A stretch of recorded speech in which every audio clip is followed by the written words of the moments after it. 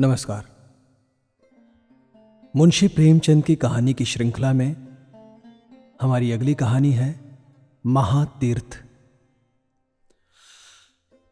इंद्रमणि की आमदनी कम थी और खर्च ज्यादा। अपने बच्चे के लिए दाई का खर्च न उठा सकते थे, लेकिन एक तो बच्चे की सेवा और दूसरे अपने बराबर वालों से हेठे बनकर रहने का अपमान इस खर्च को सहने पर मजबूर करता था।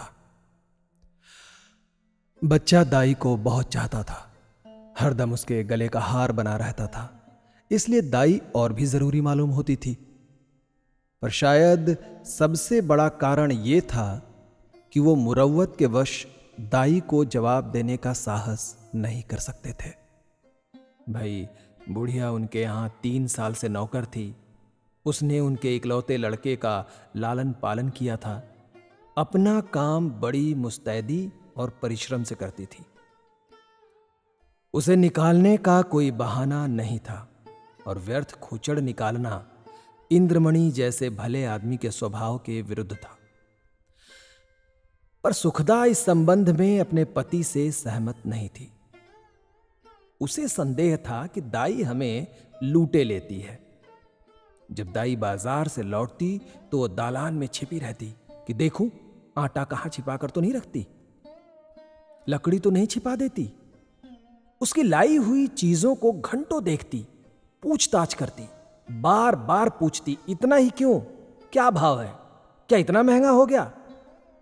दाई कभी तो इन संदेहात्मक प्रश्नों का उत्तर नम्रतापूर्वक देती, किंतु जब कभी बहू जी ज्यादा तेज हो जाती तो वो भी कड़ी पड़ जाती, शपथें खाती, सफाई की शहादतें पेश करती। वाद विवाद में घंटों लग जाते। प्रायः नित्य यही दशा रहती थी और प्रतिदिन ये नाटक दाई के अश्रुपात के साथ समाप्त होता था। दाई का इतनी सख्तियां झेल कर पड़े रहना सुखदा के संदेह को और भी पुष्ट करता था। उसे कभी विश्वास नहीं होता था कि यह बुढ़िया केवल बच्चे के प्रेमवश पड़ी हुई है।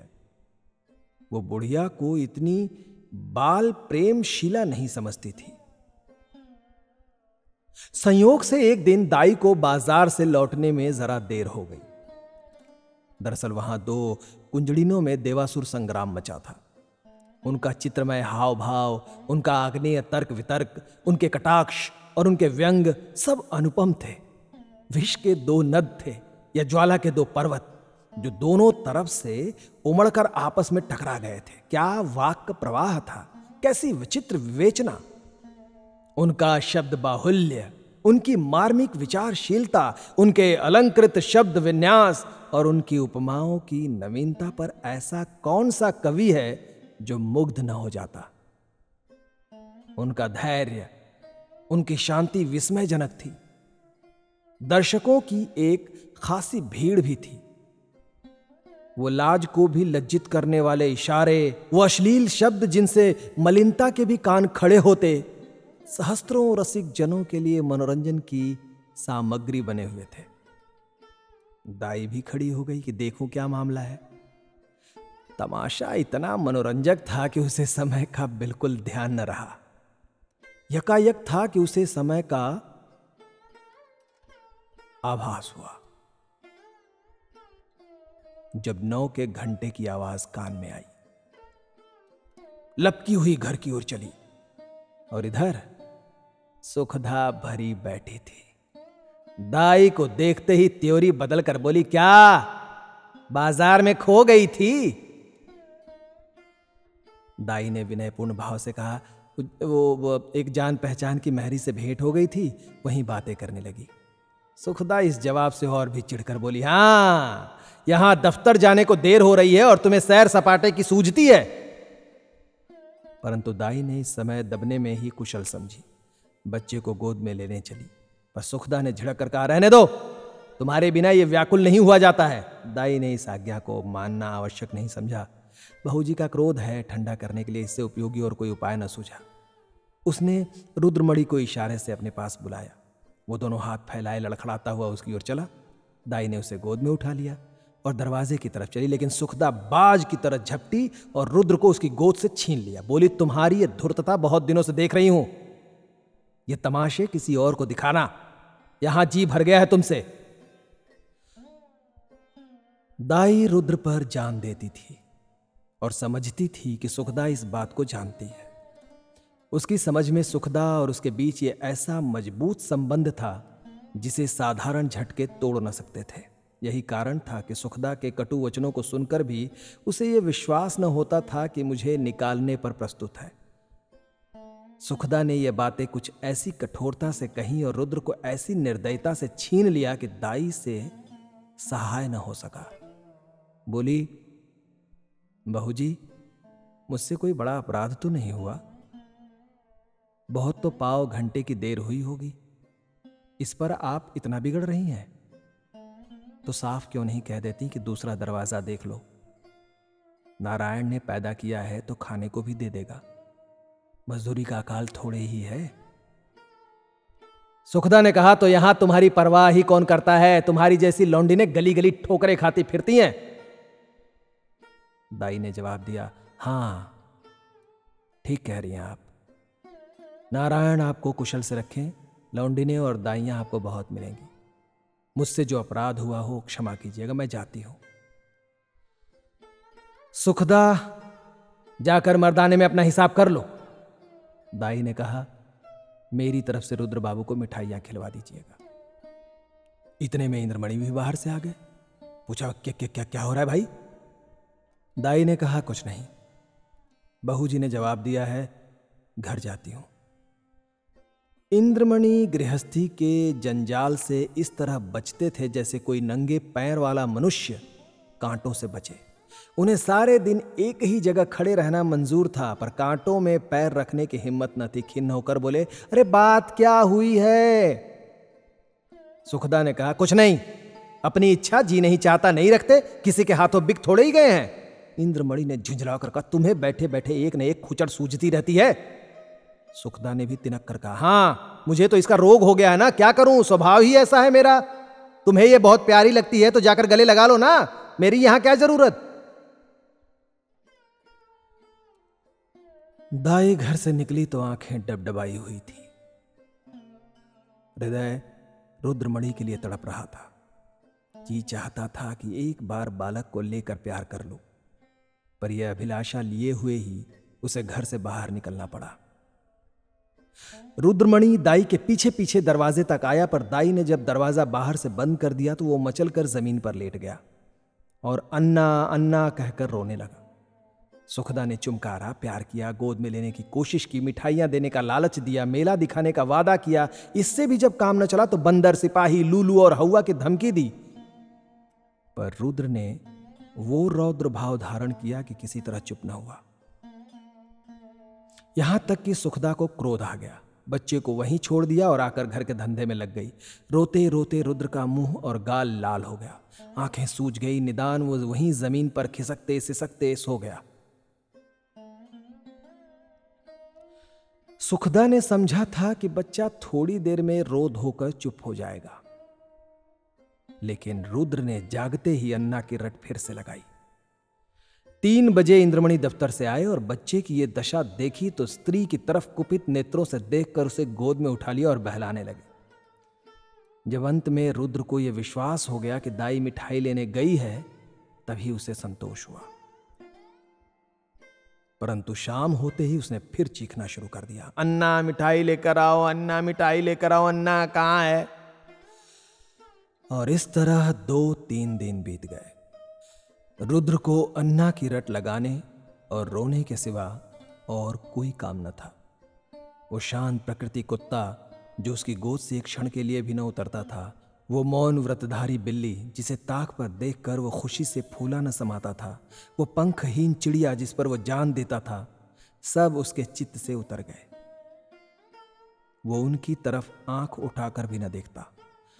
अन्ना जैसी जीती जागती, प्यार करने वाली, गोद में लेकर घुमाने वाली, थपक थपक कर सुलाने वाली, गा गा कर खुश करने वाली चीज का स्थान उन निर्जीव चीजों से पूरा न हो सकता था। वो अक्सर सोते सोते चौंक पड़ता, अन्ना अन्ना पुकार कर हाथों से इशारा करता, मानो उसे बुला रहा है। अन्ना की खाली कोठरी में घंटों बैठा रहता। उसे आशा होती कि अन्ना यहाँ आती होगी। इस कोठरी का दरवाजा खुलते सुनता तो अन्ना अन्ना कहकर दौड़ता, समझता कि अन्ना आ गई। उसका भरा हुआ शरीर घुल गया, गुलाब जैसा चेहरा सूख गया।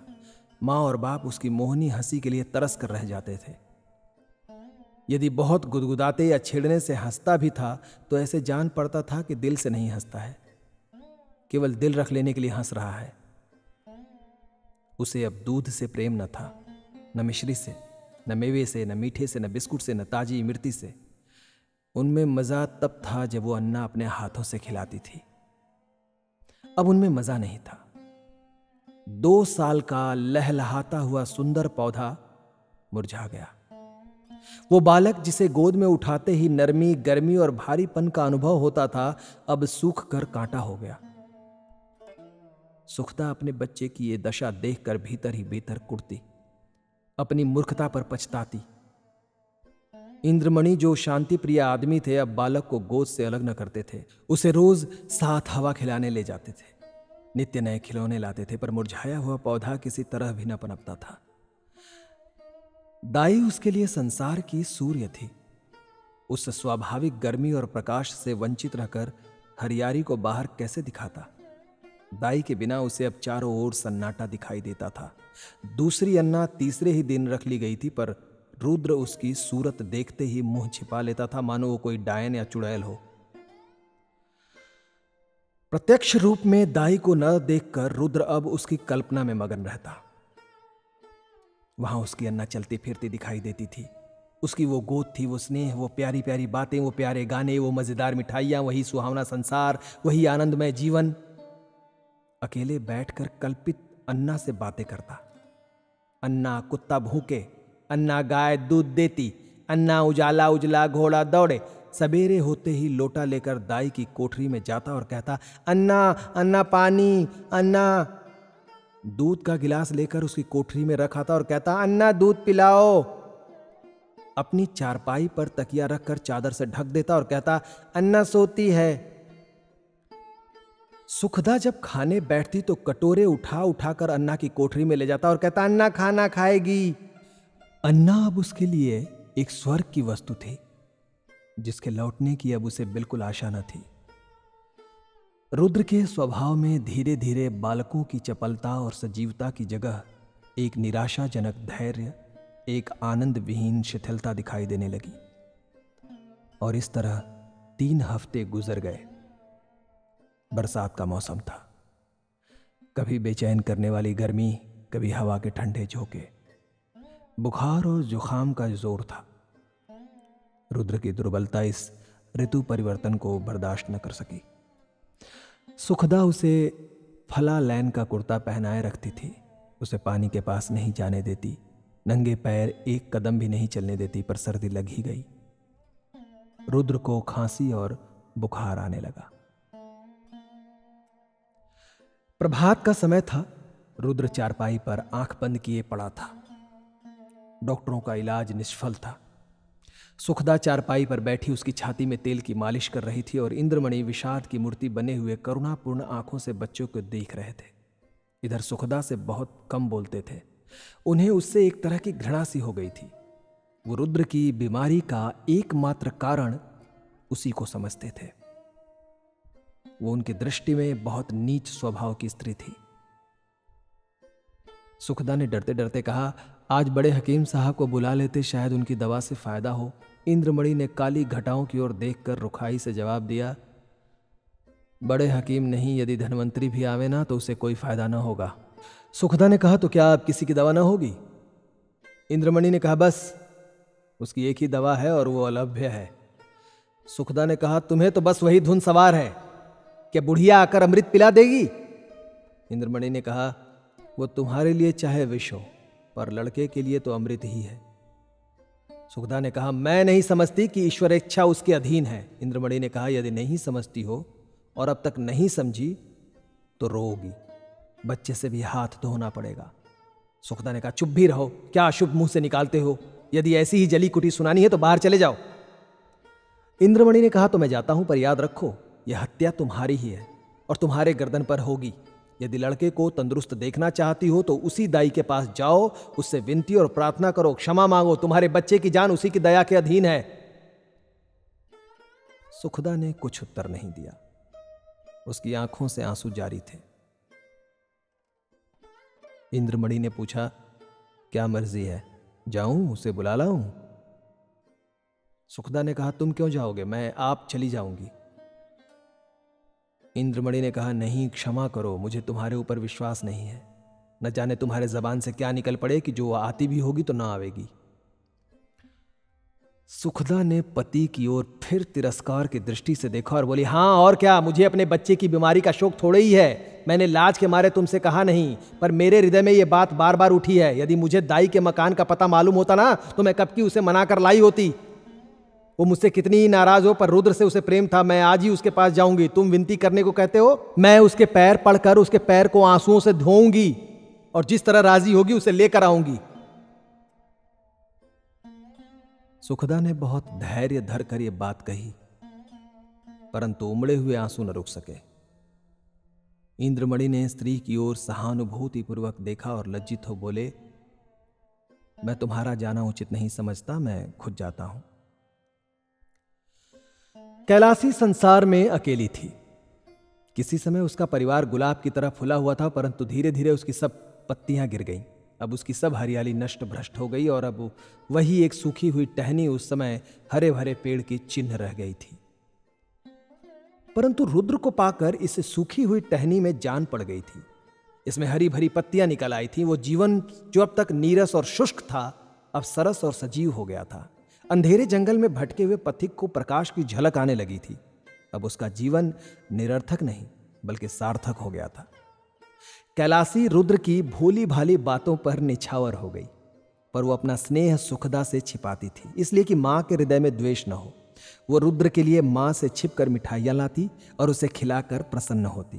वो दिन में 2-3 बार उसे उपटन मलती कि बच्चा खूब पुष्ट हो। वो दूसरों के सामने उसे कोई चीज नहीं खिलाती कि उसे नजर न लग जाए। सदा वो दूसरों से बच्चे के अल्पाहार का रोना रोया करती। उसे बुरी नजर से बचाने के लिए ताबीज, गंडे सब लाती।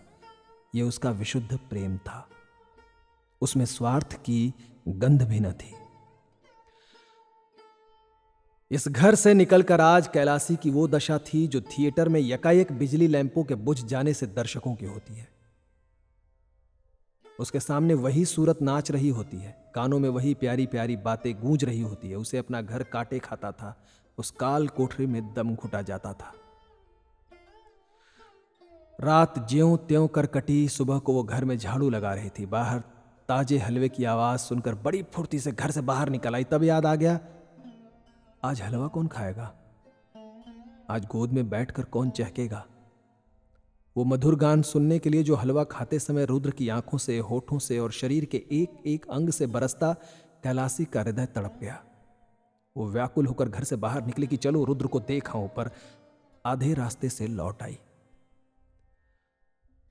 रुद्र कैलासी के ध्यान से एक क्षण भर के लिए भी नहीं उतरता था। वो सोते सोते चौंक पड़ती। जान पड़ता रुद्र डंडे का घोड़ा दबाए चला आता है। पड़ोसियों के पास जाती तो रुद्र की ही चर्चा करती। रुद्र उसके दिल और जान में बसा हुआ था। सुखदा के कठोरतापूर्ण कुव्यवहार का उसके हृदय में ध्यान नहीं था। वो रोज इरादा करती थी कि आज रुद्र को देखने जरूर जाऊंगी। उसके लिए बाजार से मिठाइयां और खिलौने लाती, घर से चलती पर रास्ते से लौट आती। कभी 2-4 कदम से आगे नहीं बढ़ा जाता। कौन मुंह लेकर जाऊं, जो प्रेम को धूर्तता समझता हो उसे कौन सा मुंह दिखाऊं। कभी सोचती यदि रुद्र मुझे न पहचाने तो। बच्चों के प्रेम का क्या ठिकाना, नई दाई से कहीं हिल मिल गया होगा। यह ख्याल उसके पैरों पर जंजीर का काम करता था। और इस तरह 2 हफ्ते बीत गए। कैलासी का जी उचटा रहता, जैसे उसे कोई लंबी यात्रा करनी हो। घर की चीजें जहां की तहां पड़ी रहती, न खाने की सुधि थी न कपड़े की। रात दिन रुद्र ही के ध्यान में डूबी रहती थी। संयोग से इन्हीं दिनों बद्रीनाथ की यात्रा का समय आ गया। मोहल्ले के कुछ लोग यात्रा की तैयारियां करने लगे। कैलासी की इस दशा इस समय पर उस पालतू चिड़िया की सी थी जो पिंजड़े से निकलकर फिर किसी कोने की खोज में हो। उसे विस्मृति का यह अच्छा अवसर मिल गया तो यात्रा के लिए तैयार हो गई। आसमान पर काली घटाएं छाई हुई थी और हल्की हल्की फुहारें पड़ रही थी। दिल्ली स्टेशन पर यात्रियों की भीड़ थी। कुछ गाड़ियों पर बैठे थे, कुछ अपने घर वालों से विदा हो रहे थे। चारों तरफ एक हलचल सी मची थी। संसार माया आज भी उन्हें जकड़े हुए थी। कोई स्त्री को सावधान कर रहा था कि धान कट जावे तो तालाब वाले खेत में मटर बो देना और बाग के पास गेहूं। कोई अपने जवान लड़के को समझा रहा था, असामियों पर बकाया लगान की नालिश में देर न करना और 2 रुपए सैकड़ा सूद जरूर काट लेना। एक बूढ़े व्यापारी महाशय अपने मुनीम से कह रहे थे कि माल आने में देर हो तो खुद चले जाइएगा और चलतू माल लीजिएगा, नहीं तो रुपया फंस जाएगा। पर कोई कोई ऐसे श्रद्धालु मनुष्य भी थे जो धर्म मग्न दिखाई देते थे। वे या तो चुपचाप आसमान की ओर निहार रहे थे या माला फेरने में तल्लीन थे। कैलासी भी एक गाड़ी में बैठी सोच रही थी, इन भले आदमियों को अब भी संसार की चिंता नहीं छोड़ती। वही बनीज व्यापार, लेन देन की चर्चा। वो सोच रही थी, रुद्र इस समय कहां होगा? अगर वो यहां होता तो बहुत रोता। मेरी गोद से तो कभी न उतरता। लौटकर उसे अवश्य देखने जाऊंगी। या ईश्वर किसी तरह गाड़ी चले, गर्मी के मारे जी व्याकुल हो रहा है। इतनी घटा उमड़ी हुई है किंतु बरसने का नाम नहीं लेती। मालूम नहीं ये रेल वाले क्यों देर कर रहे हैं। झूठ मूठ इधर उधर दौड़ते फिरते हैं। ये नहीं कि झटपट गाड़ी खोल दें, यात्रियों की जान में जान आए। एकाएक उसने इंद्रमणि को बाईसाइकिल से प्लेटफॉर्म पर आते देखा। उसका चेहरा उतरा हुआ, कपड़े पसीने से तर थे।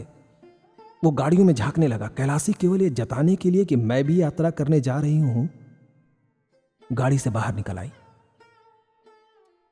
उसने इंद्रमणि को देखा।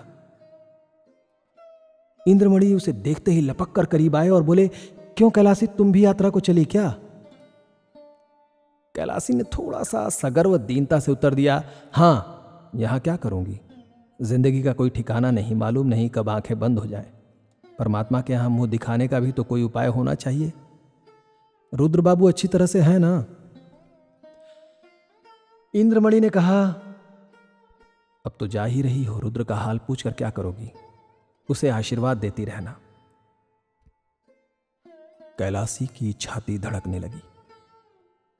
घबराकर बोली, क्या हुआ? उनका जी अच्छा नहीं है क्या?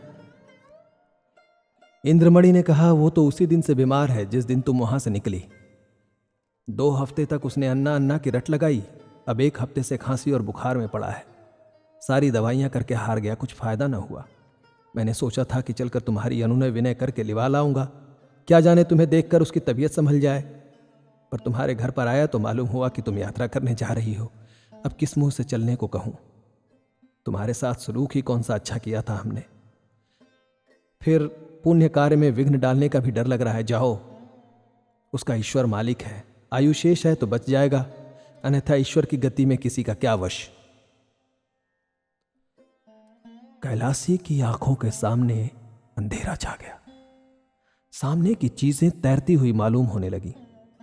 हृदय भावी अशुभ की आशंका से दहल गया। हृदय से निकल पड़ा, या ईश्वर मेरे रुद्र का बाल बांका न हो। प्रेम से गला भर आया। विचार कर मैं कैसी कठोर हृदया हूं। प्यारा बच्चा रो रो कर हलाकान हो गया और मैं उसे देखने तक नहीं गई। सुखदा का स्वभाव अच्छा नहीं, न सही, किंतु रुद्र ने मेरा क्या बिगाड़ा था कि मैंने मां का बदला बेटे से लिया। ईश्वर मेरा अपराध क्षमा करना। प्यारा रुद्र मेरे लिए हुड़क रहा है। इस ख्याल से कैलासी का कलेजा मसोस उठा और उसके आंसू बह निकले। मुझे क्या मालूम था कि उसे मुझ में इतना प्रेम है। नहीं मालूम बच्चे की क्या दशा है। भायातुर वो बोली, दूध तो पीते हैं ना? इंद्रमणि ने कहा, तुम दूध पीने को कहती हो? उसने तो 2 दिन से आंखें तक नहीं खोली। कैलाशी ने कहा, या मेरे परमात्मा, अरे कुली, कुली बेटा, आकर मेरा सामान गाड़ी से उतार। अब मुझे तीरथ जाना नहीं सूझता, जल्दी कर। बाबूजी जल्दी से एक एक्का करो ना। एक्का रवाना हुआ। सामने सड़क पर बग्घियां खड़ी थी। घोड़ा धीरे धीरे चल रहा था। कैलासी बार बार झुंझलाती थी और एक कावान से कहती थी, बेटा जल्दी करना, मैं तुझे कुछ ज्यादा दे दूंगी। रास्ते में मुसाफिरों की भीड़ देखकर उसे क्रोध आता था।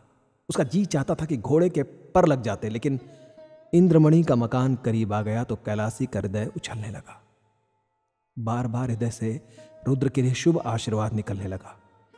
ईश्वर करे सब कुशल मंगल हो। इक्का इंद्रमणि की गली की ओर मुड़ा। अकस्मात कैलासी के कान में रोने की ध्वनि पड़ी। कलेजा मुंह को आ गया, सिर में चक्कर आ गया। मालूम हुआ नदी में डूब जाती हूं। जी चाहा कि इक्के पर से कूद पड़ूं, पर थोड़ी ही देर में मालूम हुआ कि कोई स्त्री मैके से विदा हो रही है। संतोष हुआ। अंत में इंद्रमणि का मकान आ पहुंचा। कैलासी ने डरते डरते दरवाजे की तरफ ताका, जैसे कोई घर से भागा हुआ अनाथ लड़का शाम को भूखा प्यासा घर आए और दरवाजे की ओर सटकी हुई आंखों से देखे कि कोई बैठा तो नहीं है। दरवाजे पर सन्नाटा छाया हुआ था। महाराज बैठा सुरती मल रहा था। कैलासी को जरा ढाढ़स हुआ। घर में बैठी तो नई दाई पुलटिस पका रही थी। हृदय में बल का संचार हुआ। सुखदा के कमरे में गई तो उसका हृदय गर्मी के मध्यकाल के सदृश कांप रहा था। सुखदा रुद्र को गोद में लिए दरवाजे की ओर एकटक ताक रही थी। शोक और करुणा की मूर्ति बनी थी। कैलासी ने सुखदा से कुछ नहीं पूछा। रुद्र की ओर उसकी गोद से लिया और उसकी तरफ सजल नैनों से देखकर कहा, रुद्र बेटा आंखें खोल। रुद्र ने आंखें खोली। क्षण भर दाई को चुपचाप देखता रहा और यकायक दाई के गले से लिपटकर बोला, अन्ना तुम आ गई। रुद्र का पीला मुरझाया हुआ चेहरा खिल उठा, वैसे ही जैसे बुझते हुए दीपक में तेल पड़ जाए। ऐसा मालूम हुआ मानो वो कुछ बढ़ गया है। एक हफ्ता बीत गया। प्रातः काल का समय था। रुद्र आंगन में खेल रहा था। इंद्रमणि ने बाहर से आकर उसे गोद में उठा लिया और प्यार से बोले, तुम्हारी अन्ना को ना मार मार के भगा दूंगा मैं। रुद्र ने मुंह बनाकर कहा, नहीं मारना, रोएगी। कैलासी ने कहा, बेटा तुमने तो मुझे बद्रीनाथ नहीं जाने दिया, मेरी यात्रा का पुण्य फल कौन देगा? इंद्रमणि ने मुस्कुराकर कहा, तुम्हें उससे कहीं अधिक पुण्य होगा। अम्मा, ये तीर्थ तो महातीर्थ है।